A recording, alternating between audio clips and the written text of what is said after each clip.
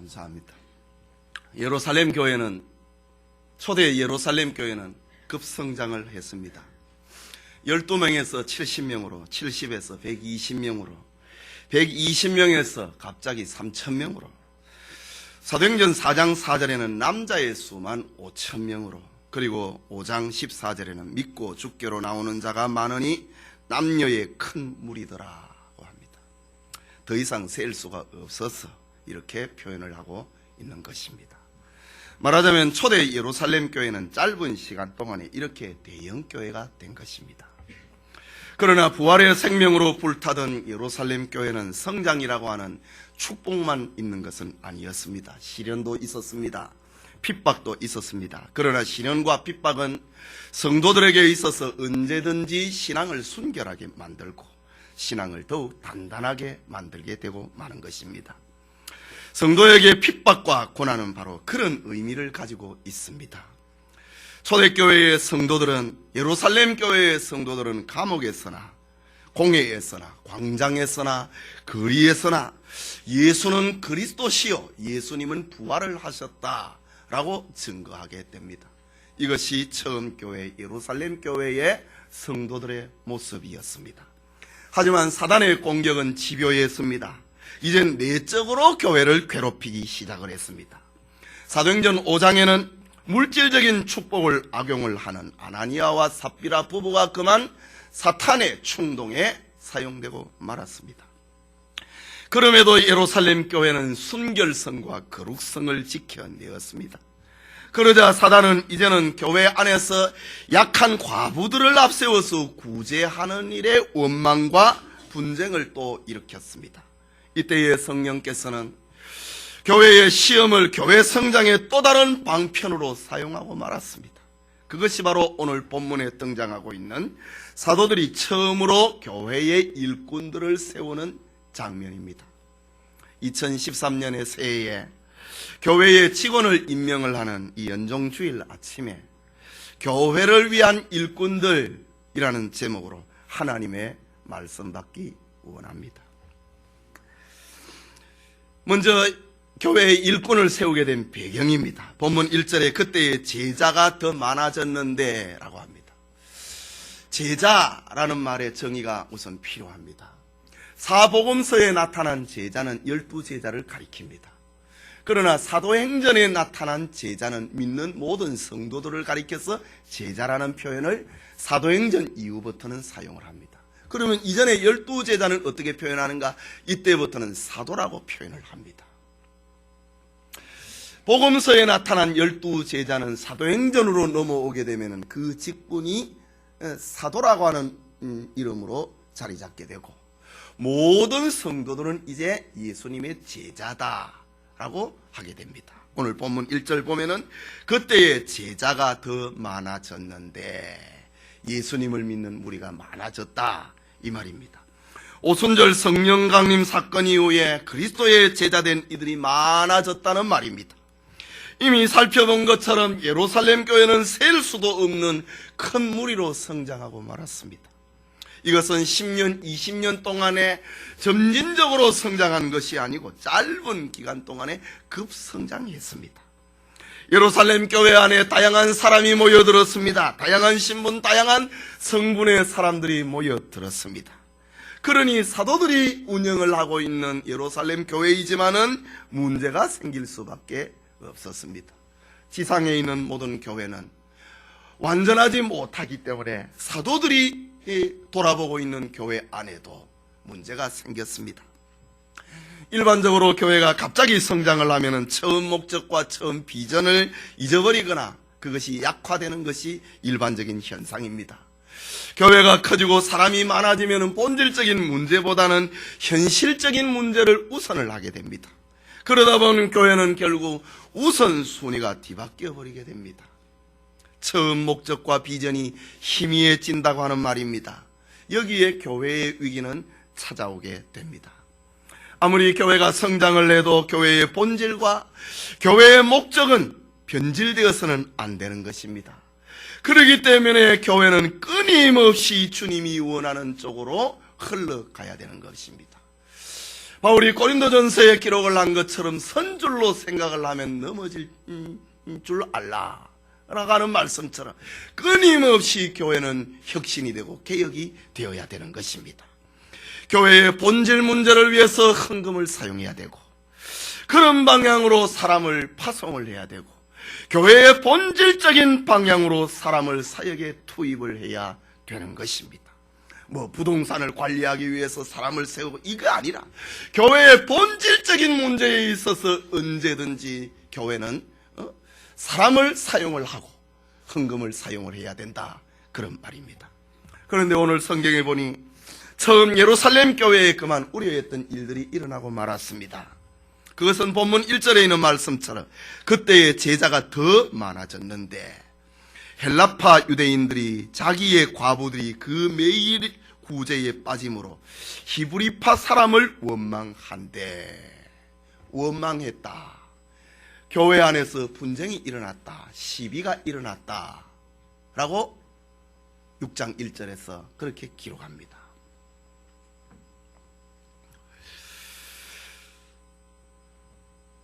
예루살렘 교회의 시험은 과부들의 구제 문제 때문에 일어났습니다.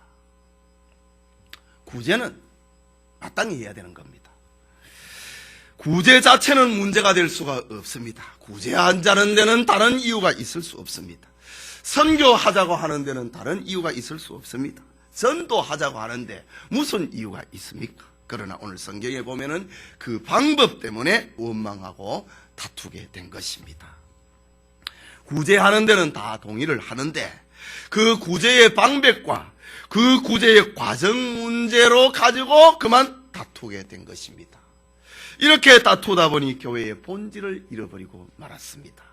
이것이 예루살렘 교회가 만났던 또 한 번의 시험이었습니다. 본문에 헬라파 유대인들 그리고 히브리파 유대인이라고 하는 말이 나옵니다. 여기 헬라파 유대인이라고 하는 말은 이방 지역에서 흩어져서 살다가 이스라엘 땅에 돌아온 디아스포라 유대인들을 말합니다. 세계 전역에 흩어져 있던 유대인들을 가리켜 디아스포라라고 하는데, 세계에 흩어져 있던 사람이 우리 이제 고향에 가서 살아야 되겠다, 우리 조상들의 고향인 이스라엘 땅에 가서 살아야 되겠다, 이렇게 해서 돌아온 사람을 가리켜 헬라파 유대인이라고 합니다. 그리고 히브리파 유대인이라고 나옵니다. 히브리파 유대인이라고 하는 것은 팔레스틴 땅에서, 이스라엘 땅에서 태어나고 거기에서 자라고 한 번도 이 팔레스틴 지역을 떠나본 적이 없는 순수 유대인을 가리켜서 히브리파 유대인이라고 합니다. 그러면 자연히 히브리파 유대인들이 많겠지요. 초대교회의 성도들은 히브리파 사람들이 많았고, 또 그들은 히브리파 사람들이 자연히 교회 안에서 중추적인 그런 역할을 하게 된 것입니다. 그러다 보니 하나님의 사랑을 실천하는 구제의 과정에서 헬라파 유대인에 속한 과부들이 구제의 대상에서 빠져버리는 그런 불공평한 일이 일어나고 말았습니다. 히브리파 유대인들이 교회의 중직을 다 맡고 있으니까 구제를 하는 문제에 있어서 헬라파 유대인들은 잘 모릅니다. 저들의 아픔과 고통을 잘 모르는 거예요. 그러니까 구제를 시를 하면 매일매일 구제, 매일의 양식이 필요했으니까 이 구제를 하는데 그만 아는 사람에게, 구제가 필요한 아는 사람에게 먼저 갖다 주고 말았다, 이 말입니다. 이거는 어쩌면 보면은 어쩔 수 없는 일처럼 느껴지기도 합니다. 모르는데 어떻게 구제를 합니까? 모르니까 말이죠. 그러다 보니 하나님의 사랑을 실천을 하는 구제의 과정에서 헬라파 유대인에 속한 과부들이 우리가 왜 빠지느냐 이거지요. 그리고 또 헬라파 유대인들이 왜 저 이방에서 돌아온 우리에게 구제를 받아야 될 사람들의 거기는 왜 사랑의 구제가 빠지느냐라는 것입니다. 그렇지 않아도 헬라파 유대인들은 피해의식을 가지고 아무 말을 안 해도 피해의식을 가지고 있는데 사랑의 공동체인 교회에서 그만 차별을 받고 만 것입니다. 그래서 자기들끼리 모였습니다. 헬라파 유대인들도 모였고 헬라파 유대인에 속한 과부들도 모였습니다. 왜? 우리는 구제대사에서 번번이 빠지느냐? 이런 일이 벌어지게 된 것입니다. 이럴 수 있느냐? 그리고 헬라파 유대인들이 흥분을 했습니다. 원망했다. 예루살렘 교회, 초대교회 그 아름다운 교회가 헬라파 유대인과 히브리파 유대인으로 두 쪼가리가 나게 되었다, 이 말입니다. 지금까지 외부의 박해를 거뜬히 이기게 되었던 예루살렘 교회입니다. 승승장구하였던 예루살렘 교회입니다. 아나니아와 삽비라가 물질을 가지고 교회를 시험을 하다가 하나님의 천벌을 받는 그런 광경을 목격을 했던 저들, 그 순수성을 지켜내었던 예루살렘 교회가 구제 문제를 가지고 그만 교회가 나누어지고 지게 된 것입니다. 이것이 확실히 교회가 만난 시험이었습니다. 이러한 갈등은 초대교회에만 있는 것이 아니고 현대교회에도 있을 수 있습니다. 교회의 창립 때부터 있었던 교인들이 있습니다. 교회의 창립 멤버들은 교회의 중심이 되는 것은 어쩔 수 없는 것입니다. 그런데 새로 들어온 교인이 있습니다. 그렇지 않아도 피해의식을 가지고 경계심을 가지고 있는데 새 교인들이 적응을 하지 못하는 경우가 있습니다.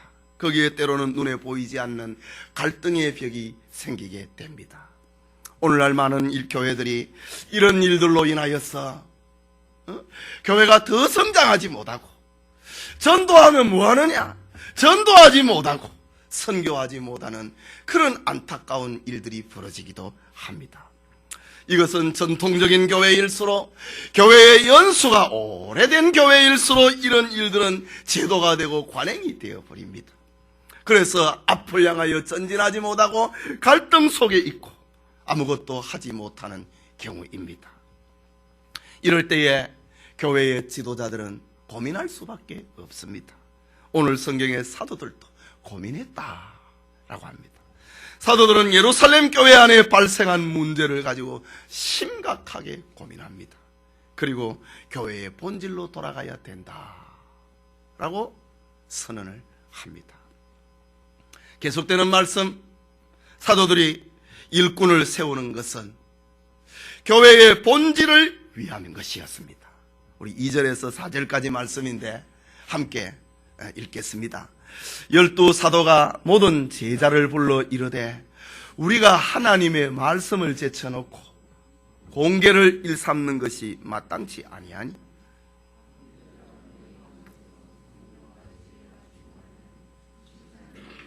일곱을 택하라. 우리가 이 일을 저희에게 맡기고 우리는 말씀 전하는 것을 전무하리라. 여기 공개, 이 물질 문제, 재정 문제, 우리가 하나님의 말씀을 제쳐놓고 이 재정 문제, 구제 문제, 이거 사도들이 맡아서 하는 거, 이거 합당하지 않다. 사도들의 고민이었습니다.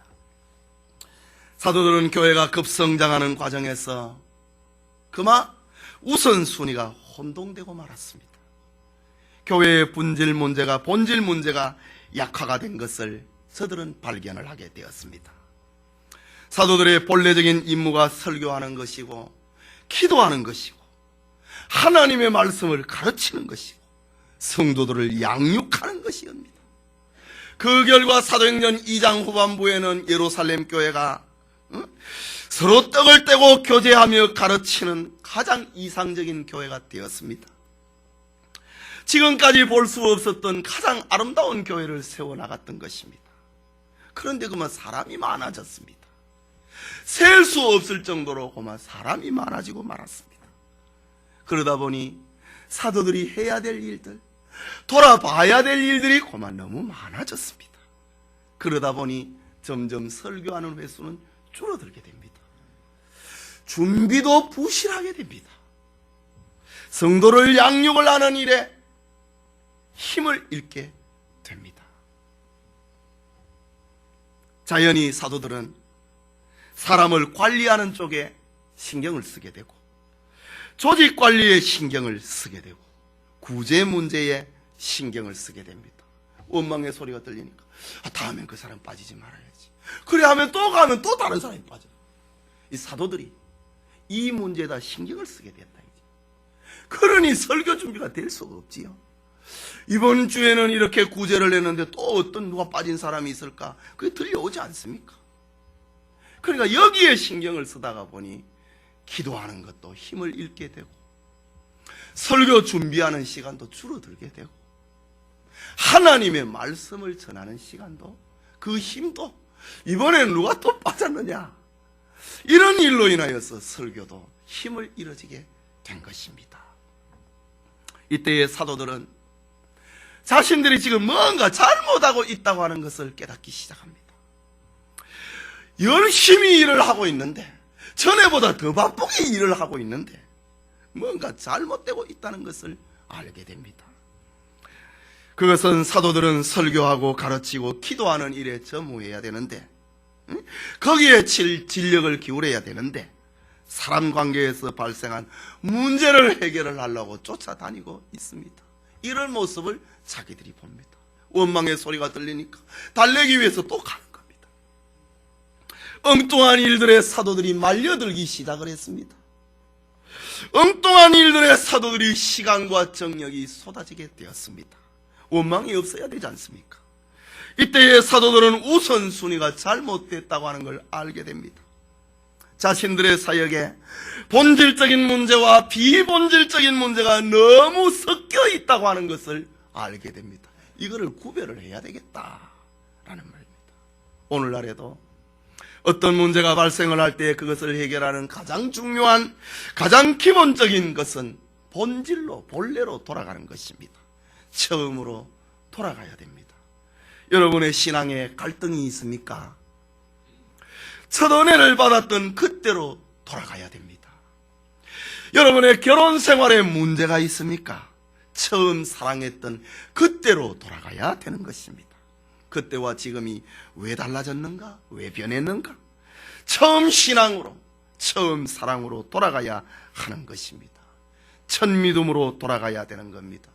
이것이 바로 우선순위를 수정을 하는 첫걸음이기 때문입니다. 참된 인생의 행복은 하나님께서 사람을 만드신 그 본래로 돌아가는 데 있습니다. 교회의 즐거움과 부흥은 하나님께서 교회를 처음 만들어 주셨던 그때로 돌아가야 됩니다. 교회를 처음 시작을 할 때에 얼마나 뜨겁고 얼마나 간절하고 얼마나 하나님을 사모합니까? 그때로 돌아가야 된다. 그렇다면 잘못된 것을 수정한다고 하는 것은 부끄러운 일이 아닙니다. 자존심을 상해할 필요도 없는 것입니다. 이것은 성령의 역사이고 이것이 바로 참된 믿음의 길로 가는 길이기 때문입니다. 그렇다면 교회의 본질은 무엇입니까? 사도들이 그랬던 것처럼 오늘날에도 교회의 본질은 목회자들로 하여금 기도하는 데 시간을 쓰게 하는 것입니다.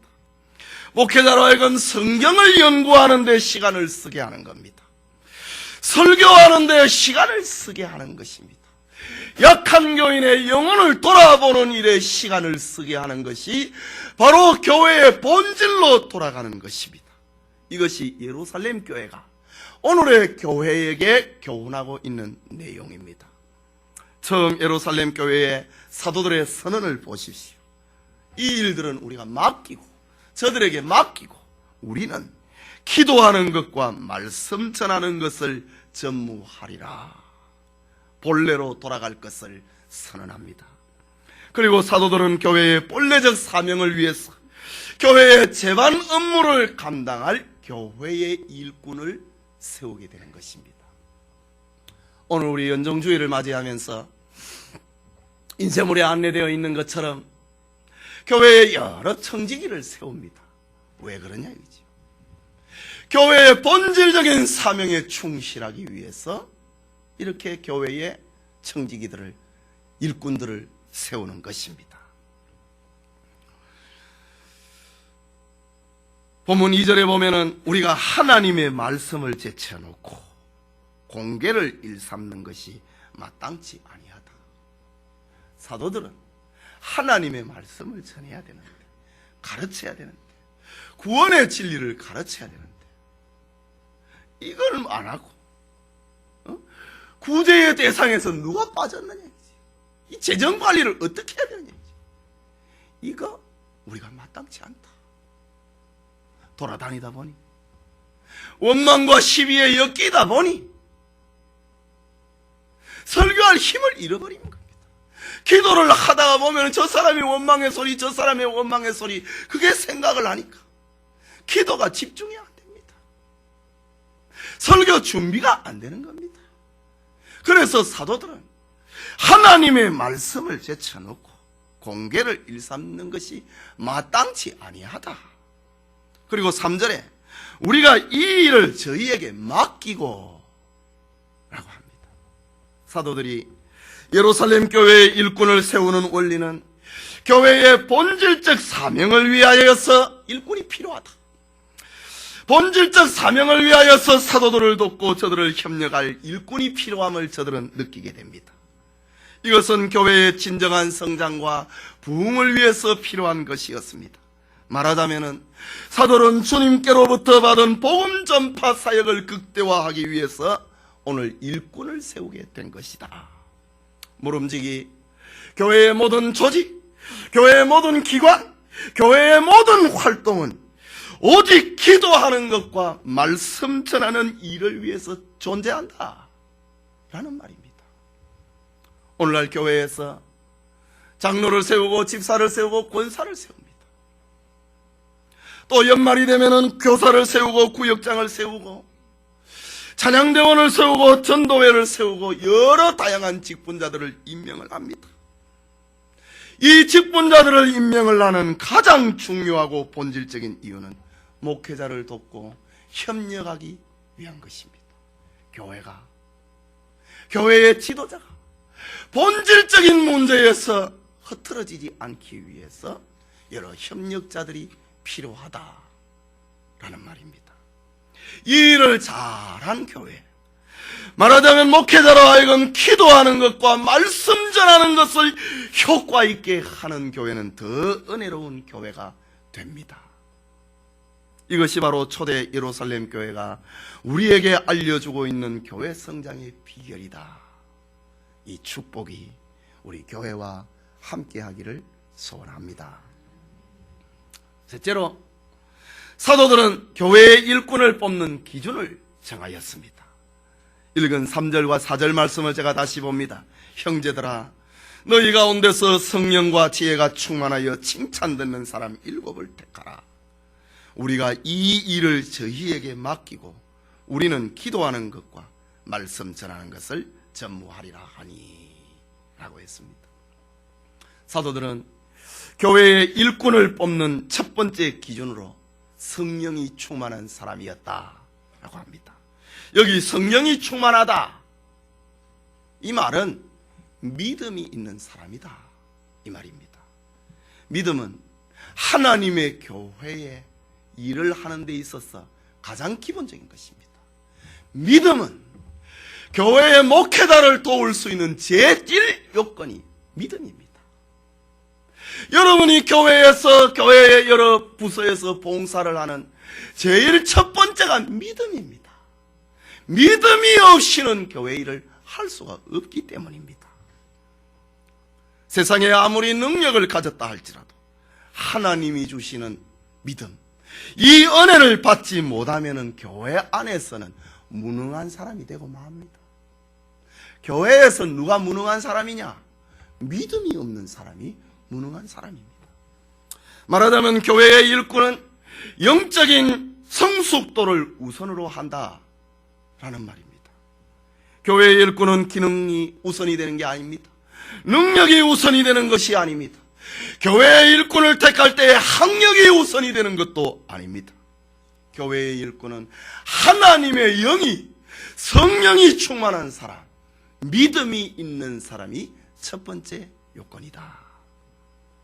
하나님과 깊이 교제하는 사람이 교회의 일꾼이 되어야 한다는 말입니다.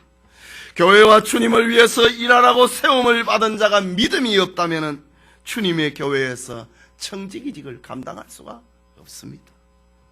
우리 교회의 일꾼들이, 세움을 입는 일꾼들이 성령이 충만한 사람, 믿음이 있는 사람이 되기를 바랍니다.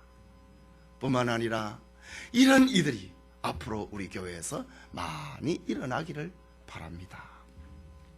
사도들은 교회의 일꾼으로, 두 번째 요건으로 지혜가 충만한 사람이라고 합니다. 지혜가 무엇입니까? 사리를 분별을 하는 겁니다. 사리를 판단을 하는 능력입니다. 그게 지혜입니다. 어떤 사람은 열심히 일을 하는데 자기가 해야 할 것과 하지 않아야 될 것을 구별을 못하는 경우가 있습니다. 열심히 하고 있는데 오히려 상대나 교회에 상처와 문제를 일으키는 경우가 있습니다. 그는 자기 생각을 주장을 합니다. 그것을 관철을 하기 위해서 혈기를 부리게 됩니다. 남의 약한 비밀을 말함으로 원망과 갈등을 일으키게 됩니다. 이유가 무엇입니까? 믿음이 없는 것이 아니고 사리를 판단을 하는 지혜가 부족하기 때문입니다. 야고보 사도는 너희가 지혜가 부족하냐? 후히 두시고 꾸짖지 아니하시는 하나님께 구하라 라고 했습니다. 오늘 본문의 사도들이 선언한 교회의 일꾼은 지혜가 충만한 사람이라고 합니다. 말하자면 사리를 분별할 수 있는 능력, 사건을 판단할 수 있는 사람, 조직을 이해할 수 있는 사람, 앞뒤를 아는 사람, 설 자리와 못 설 자리를 구별할 줄 아는 사람, 할 말과 하지 말아야 될 말을 분별할 수 아는 사람, 이것이 지혜로운 사람인 것입니다. 이런 지혜로운 사람은 교회에서 언제나 화해자의 역할을 합니다. 지금 예루살렘 교회가 만난 문제가 무엇입니까? 원망과 분쟁이 일어나 버렸습니다. 이거를 해결을 하기 위해서는 할 말과 하지 말아야 될 말을 분별을 해야 됩니다. 그래야 지혜로운 사람이 있어야 이 원망을 잠재울 수 있기 때문입니다. 지혜로운 사람이 있을 때의 교회는 평안하고 조용해지고 문제가 잦아들게 되는 것입니다. 교회를 위한 일꾼은 교회의 본질을 효과 있게 하고 교회의 문제를 해결하기 위해서 세우는 것입니다. 그렇다면 교회의 일꾼은 똑똑한 사람보다 지혜로운 사람이 되어야 됩니다. 능력 있는 사람보다 믿음 있는 사람이 되어야 됩니다. 출세한 사람보다 지혜로운 사람이 되어야 된다라는 말입니다. 계속해서 사도들은 처음 예루살렘 교회의 직원의 기준을 칭찬 듣는 사람이다. 3절에 칭찬 듣는 사람 7을 택하라. 지금까지의 내용은 교회 안에서의 문제입니다. 칭찬을 듣는다. 이건 사회에서, 가정에서, 이웃 가운데서 일어나는 일입니다. 교회의 일꾼은 교회 안에뿐만 아니고 이방인들, 예수 안 믿는 사람들로부터도 칭찬을 들어야 된다는 말입니다. 도덕성이 약하다든가 인격이 모자라다든가 그런 사람이 지도자가 될 때 이방에 있는 사람들에게는, 안 믿는 사람에게는 전도의 장애가 되고 하는 것입니다. 이웃으로부터 성실한 사람으로 인정을 받고 모든 일에 덕스럽다고 칭찬할 만하고 여겨지는 그런 사람이 교회의 직분으로 택하라 라고 말합니다. 디모데전서 3장 8절에서 13절에 집사의 자격에 대해서는 이렇게 말을 합니다. 이와 같이 집사들도 단정하고 일구이연을 하지 아니하고 한 입에서 두 말 하지 마라 이거지요. 술에 임박히지 아니하고, 술을 먹으면 사람은 분별력을 잊어버리고 맙니다. 술에 임박히는 자 집사 되면 안 된다 이 말입니다. 더러운 일을 탐하지 아니하며 직장에서나 사회에서나 더러운 일을 탐하지 말라 이거지. 뇌물 받기를 좋아하지 말라 이거지. 그 사람이 전도를 할 때에 뇌물을 준 사람이 전도 받겠습니까? 뇌물을 주면서도 속으로는 욕합니다. 더러운 놈이라고 하지. 당장은 일을 하기 위해서는 뇌물을 주지만은 돌아가서는 욕합니다. 그런 사람은 교회에 청지기가 되면 안 된다 이 말입니다. 깨끗한 양심의 믿음의 비밀을 가진 자라야 한다. 이거는 성령이 충만한 사람을 두고 하는 말입니다. 이에 이 사람들을 먼저 시험하여 보고 그 후에 책망할 것이 없으면 집사의 직분을 하게 할 것이요. 그 다음에 나온 말씀, 여자들도 이와 같이 단정하고 참소하지 말며. 이 참소라고 하는 말은 다른 사람 비방하는 겁니다. 어떤 사람이 그 자리에 없는데 없는 사람을 가지고 비방하고 욕하는 그게 참소입니다. 참소하지 말며 절제하며. 참 여자들은 절제하기가 참 곤란합니다. 특히 말에 절제하기가 참 힘이 들지요. 절제해야 된다. 그리고 모든 일에 충성된 자라야 할지니라. 집사들은 한 아내의 남편이 되어 자녀와 자기 집을 잘 다스릴 자일지니. 바람 피우면 안 된다 이 말입니다. 부인 둘 데리고 살면은 그 교회의 청직이 될 수 없다 이 말입니다. 자녀와 자기 집을 잘 다스려야 된다. 우리 아버지 예수 믿는 사람이다. 우리 엄마 예수 믿는 사람이다. 교회에서 선생님이다. 교회에서 구역장이다. 집사님이다. 아이들로부터 인정받아야 된다 이 말입니다. 집사의 직분을 잘한 이들은 아름다운 지위와 그리스도 예수 안에 있는 믿음의 큰 담력을 얻느니라.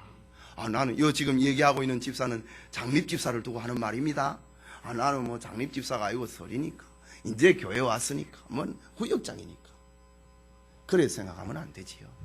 지금 여기에 있는 것은 교회의 청지기들의 보편적인 자격을 두고 하는 말입니다. 교회의 일꾼은 영적인 자질과 더불어 사회적으로도 가정적으로도 인격적으로 자질이 갖추어야 된다라고 합니다. 우리 교회의 일꾼들이 모자라지만은 그러나 노력을 하고 칭찬받는 사람이 될 수 있기를 바랍니다. 마지막으로 교회의 일꾼을 세운 결과입니다. 5절과 6절의 말씀 같이 읽겠습니다. 온 무리가 이 말을 기뻐하여 믿음과 성령이 충만한 사람 스데반과 또 빌립과 브루고로와 니가노르와 디몬과 바메나와 유대교에 입교한 안디옥 사람 니골라를 택하여 사도들 앞에 세우니 사도들이 기도하고 그들에게 안수하니라. 이렇게 예루살렘 교회는 7 집사들을 세워서 사도들 앞에 세웠습니다. 그러자 사도들이 기도를 하고 저들에게 안수하여 집사로 임직을 했다라고 합니다. 이제 교회의 일꾼을 세우는 결과가 나타납니다. 그것은 교회 안에 일어났던 원망과 분기의 조짐이 사라지게 되는 것입니다. 오늘 성경은 교회의 일꾼을 세우고 난 다음에 축복을 기록을 하고 있는데 7절 말씀을 보면은 하나님의 말씀이 점점 흥왕하여 라고 했습니다. 진정한 부흥은 말씀의 부흥입니다. 여러분에게 신앙의 부흥이 무엇이라고 생각을 합니까? 교회에서 여러 가지 좋은 직분을 맡았다, 그것입니까? 교회에 오면은 나는 높은 지위에 있는 사람이니까 어린 아이들로부터 또 약한 교회들로부터 나는 존경을 받는다, 이것이 여러분의 마음의 부흥입니까? 아니지요. 여러분의 마음의 진정한 부흥은 하나님의 말씀이 여러분의 가슴 속에 자리 잡고 있는 겁니다. 그러나 지금까지 보십시오. 원망이 일어났습니다. 원망이 일어나고 시비가 일어났습니다. 서로를 욕합니다. 왜 우리의 과부들에게는 구제가 매일 빠지고 있느냐 이지요. 여기에 하나님의 말씀은 자리 잡지 못하게 되는 겁니다. 원망이 생기고 분쟁이 생길 때는 하나님의 말씀은 자리 잡을 길이 없습니다. 거기에 그리스도가 나타날 수 없습니다. 그런데 사도들이 집사들을 세우고 난 다음에 나타난 일, 하나님의 말씀이 점점 왕성했다. 말씀이 부흥하니까 성도들의 영이 다시 살아났다는 말입니다. 성도들의 가슴 속에 그리스도가 살아났다는 말입니다. 원망이 있는 곳에 주님의 영광을 우선하는 이가 있습니까? 비방하고 시비하는데 그 삶에 주님이 나타날 수 있느냐 이지 없었습니다. 그러나 하나님의 말씀이 흥왕을 하니까 그리스도가 성도들의 삶에서 나타나게 되었다라는 겁니다. 사도들은 말씀을 전하는 것과 기도하는 것에 전념을 했기 때문에 점점 말씀이 흥왕하게 되었다고 합니다. 다른 말로 하자면은 뽑힌 7명과 성도들이 이를 분담을 해서 사도들을 도와주었기 때문에 이런 일이 일어나게 된 것입니다. 사도들은 구제 문제에 휘말리거나 행정과 재정의 공법 때문에 이런 일 때문에 시간을 허비를 하고 뛰어다니지 않아도 되었다라는 말입니다. 사도들은 그때부터 연구하고 그때부터 더 기도하고 더 말씀을 전하고 가르치는 일에 전력을 했다. 그러니 하나님의 말씀이 점점 흥황했다. 사도들이 이 일을 제쳐놓고 누구에게 구제가 빠졌냐 이런 거 돌아보다 보니까 하나님의 말씀의 능력은 점점 힘을 잃어버리고 이런 원망과 시비에 엮이지 않기 위해서 신경을 쓰다가 보니까 말씀의 능력은 잃어버리고 그리고 서로 성도들은 원망을 하고 이렇게 된 것입니다. 하나님의 말씀에 전력을 하게 되었다. 우리 교회도 이런 축복이 있는 교회가 되기를 바랍니다.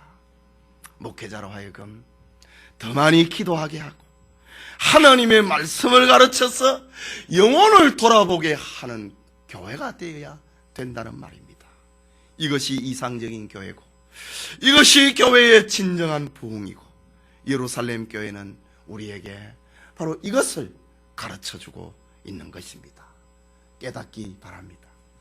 계속해서 성경을 보면은 하나님의 말씀이 흥왕하니 수적인 부흥이 더 일어났다고 합니다. 7절 후반부를 보십시오. 다시 7절을 봅니다. 하나님의 말씀이 점점 흥왕하여 예루살렘에 있는 제자의 수가 더 심히 많아지고 허다한 제사장의 무리도 이도에 복종하니라. 교회가 분쟁에 휩싸일 때 전도가 안 됐다는 말입니다. 분쟁에 휩쓸릴 때에 전도의 길이 막혔다고 하는 말입니다. 여러분, 교회에 싸움이 일어나는 교회에 부흥하는 교회 봤습니까? 싸우는 교회는 늘 교인들이 떨어져 버리고 맙니다. 예루살렘 교회도 이런 시험을 받았습니다. 교회가 두 파로 나눠졌습니다. 히브리파, 헬라파. 그러는 동안에 서로 싸우고 분쟁하는 동안에 전도의 문은 막혔고 말씀의 능력은 힘을 잃었고 기도가 막히는 그런 일들이 벌어지게 되었습니다. 그러나 사도들이 하나님의 말씀 전하는 것과 기도하는 것에 교회의 본질적인 사명에 전력을 기울인 결과는 예루살렘에 있는 제자의 수가 더 심히 많아졌더라. 이거는 표현할 수 없는 겁니다. 많아졌더라 이게 아니고 심히 많아졌다는 말도 아니고 더 심히 많아졌다. 표현할 수 있는 최대의 표현으로 부흥의 모습을 이렇게 기록을 하고 있습니다.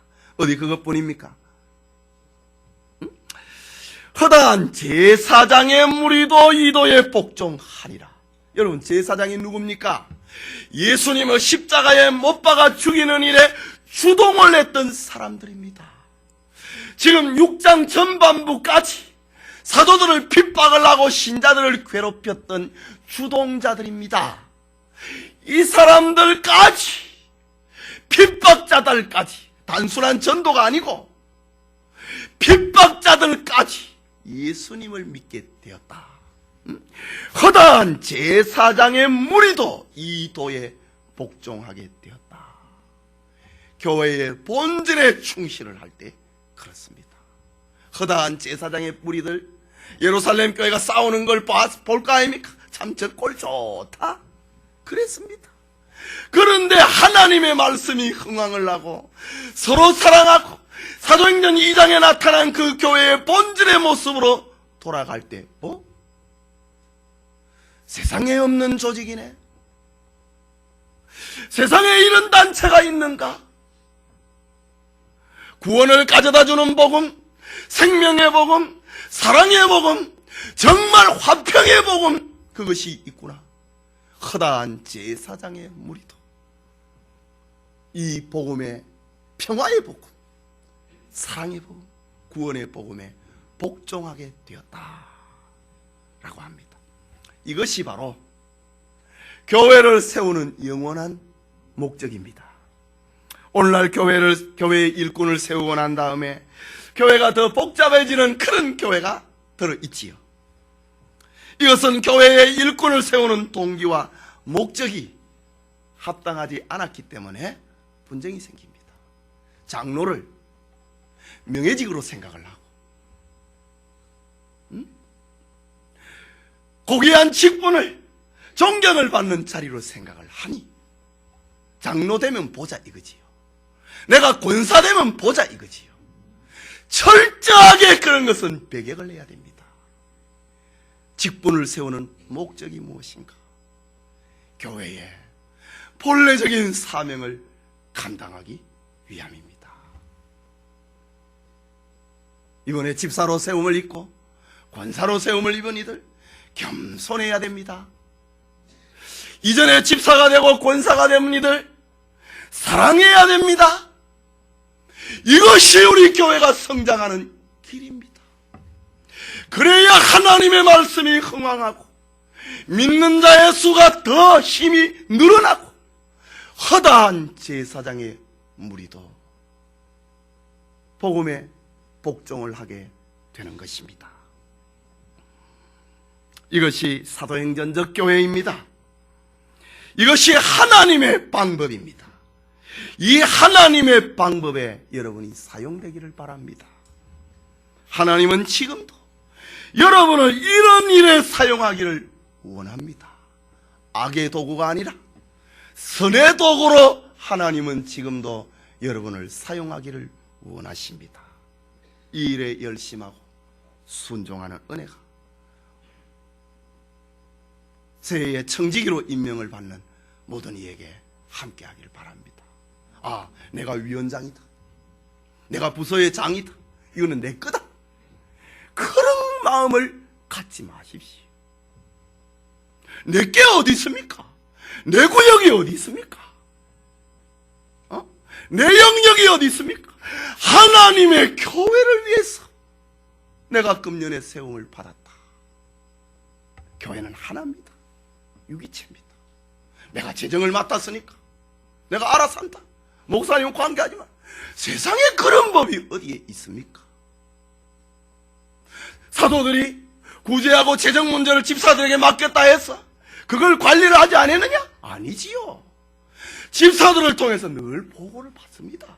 그 보고를 받지 않으면 교회의 형편을 모르는데 교회의 성편을 알아야 목회를 바로 할 수 있을 거 아닙니까? 당연히 사도들은 보고를 받지요. 그러나 직접적으로 돈 들고 물건 들고 쫓아다니는 이런 일이 없었다 이지요. 그런 원망은 사도들이 듣지 않게 되었다. 그러니까 사도들의 입에 담긴 하나님의 말씀이 거룩성을 나타내고 하나님의 말씀이 순결성을 나타내는 겁니다. 목사가 여러 가지 재능을 가지고 있다 할지라도 그 다 하는 거 모양이 안 좋습니다. 제가 지난주에 등을 고쳤다고 했습니다. 이런 거 목사가 하는 거 아닙니다. 이런 거 하는 동안에 목사는 거룩성을, 순결성을 잃어버립니다. 그런 거는 집사들이 하는 거예요. 교인들이 하는 겁니다. 목사는 알아도 모르는 척 해야 돼요. 왜? 하나님의 말씀의 순결성과 거룩성을 위해서 그래야 되는 겁니다. 우리 교회의 청지기들이 이런 은혜가 있기를 바랍니다. 성도 여러분, 처음 교회 예루살렘 교회는 성장의 과정에서 이렇게 사단의 시험을 받았습니다. 사단은 교회의 비본질적인 구제 문제를 가지고 교회를 흔들어 놓았습니다. 이때의 사도들은 고민했습니다. 참된 교회가 무엇인가? 교회의 지도자 된 사도들은 어떤 결정을 해야 되는가? 이때의 사도들은 성령의 인도를 쫓아서 교회의 본래로 돌아가야 되겠다라고 판단을 했습니다. 그 교회의 본래는 사도들은 기도하는 것과 말씀 전하는 것에 전념을 하는 것이었습니다. 교회의 이 본래적인 사명을 수행하기 위해서 사도들을 돕는 집사들을 선택을 하여서 교회가 만난 여러 다양한 복잡한 문제들을 효과적으로 해결하게 만들었습니다. 그러니 사도들은 복잡한 성도들의 이해관계에 엮이지 않게 됐다 이지요. 살다 보면 복잡한 문제가 없을 수가 없습니다. 이런 일에 엮이면 안 된다 이지요. 두 교인이 있습니다. 분쟁이 일어났다고 생각을 해봅시다. 목사가 누구 편을 들어야 됩니까? 여기에 목사가 엮이면 안 된다 이거지요. 오직 목사는 가장 본래적인 문제에 집중을 해야 된다라는 그런 말입니다.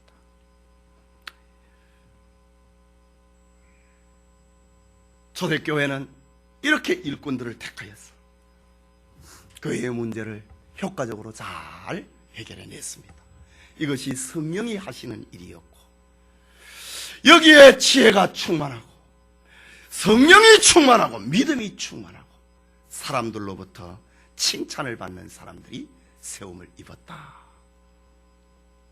그러면은 교회의 일꾼은 결코 문제를 만들어서는 되는 사람이 아닙니다. 교회의 일꾼들은 목회자를 돕고 문제를 해결하기 위해서 세움을 입은 사람들이기 때문입니다. 일꾼은 말보다는 실천으로 하나님께 영광을 드러내는 행동 우선주의의 삶을 살아야 되는 것입니다. 이러한 일꾼이 있는 교회는 영광의 축복으로 빛날 것입니다. 이러한 일꾼이 있는 교회는 부흥과 성장과 본래적인 사명으로 빛나게 될 것입니다.